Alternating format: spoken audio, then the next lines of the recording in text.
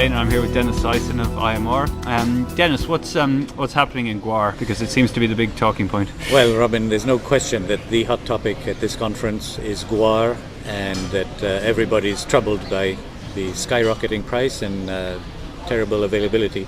The only thing that everyone seems to agree on is that the oil field use of Guar for hydraulic fracking is the cause for skyrocketing price and dramatic drop in availability. Many of the speeches referred to possible replacements. Mm-hmm. None of them are perfect. Tara gum, for example, there's only a few thousand tons of it available, so it's going to replace only a fraction. But at this stage, every little bit of help counts.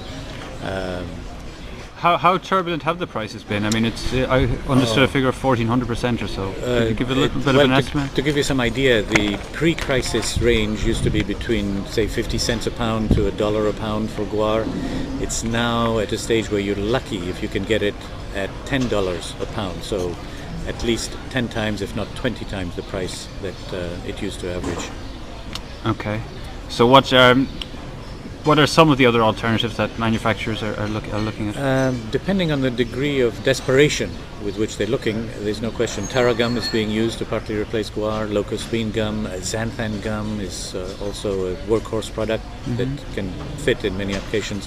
And then some of the cellulosics as well.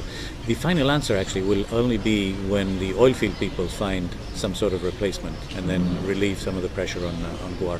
Because there has been some work in that area. There is ongoing work, and of course they're also finding these tenfold price increases quite painful, although the price of oil seems to cover most of that increase. But yeah, they're also looking. And has there been a knock-on effect towards other hydrocolloids as a result of the...